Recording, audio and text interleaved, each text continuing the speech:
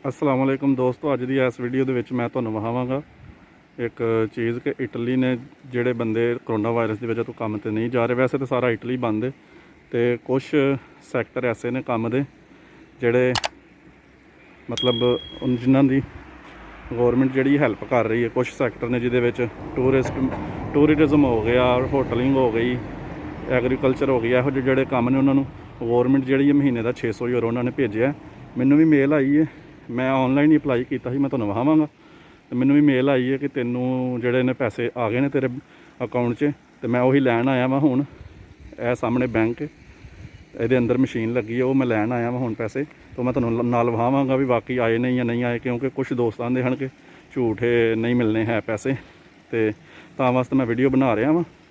तो इत्थे मतलब पाकिस्तान की तरह नहीं है कि इत्थे मतलब जिस तरह पाकिस्तान मिलते पे ने, थोड़ा जिहा होर सिस्टम है, क्योंकि उत्थे गौरमेंट नूं पता ही नहीं है कि किहड़ा बंदा एलिजिबल है कि किहड़ा नहीं है ना।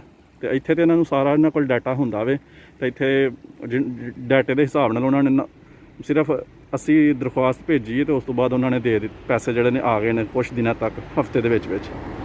ते ना इत्थे लाइन च लगना पिया, कुछ भी नहीं, सारा कुछ उन्होंने कोल है सी, अकाउंट नंबर हर चीज़ उन्होंने कोल है सी। सिर्फ दरख्वास्त की है कि असी लैने ने पैसे, तो उन्होंने सानू दे दिते ने। तो यह सामने बैंक है, तो मैं तुहानूं अंदरों जाके विखाना वा हुण कि वाकई पैसे आए ने या नहीं आए है। ठीक है दोस्तों, यह डॉकूमेंट ने 3 पेपर ने इम्स तो जिहड़े ने डाउनलोड किए ने, तो पुर करके ਸਕੈਨ करके तो दोबारा इन्हों इम्स वालियां ही मेल किया। ऑनलाइन होया सारा कुछ, मेल की नाल डॉकूमेंट अटैच करके, तो बाद चों मेल आई सी मैनूं उन्हां दी कि तुहाडा एक्सैप्ट हो गया। तो यह जिहड़ी मेल है इहदे च लिखिआ है कि तुहाडे पैसे आ चुके ने। दोस्तों मैं अंदर आ गया वहाँ, तो हुण मैं कार्ड पा के वेखना वा कि पैसे आए ने कि नहीं आए हैं। यह कार्ड पावांगे नहीं। अगर किसी भरा नूं कोई समझ नहीं लगी किसी चीज़ की, किसी गल की, तो वह थल्ले कमेंट्स करके पुछ सकता, मैं उसका रिप्लाई ज़रूर कराँगा। तुहानूं ये वीडियो कैसी लगी है वह भी तुसीं थल्ले कमेंट्स करके ज़रूर दसो।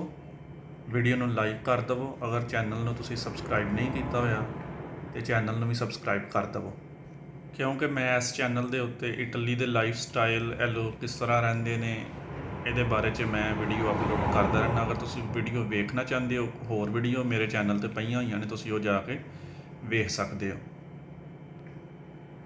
ये हुण पिन मिलावांगे।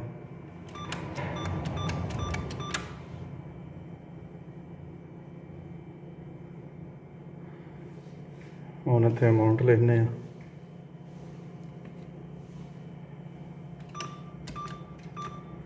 कन्फर्म करने।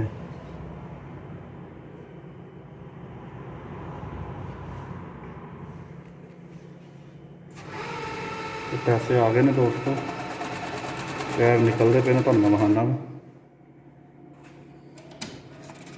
यह पहला कार्ड फड़ लीए,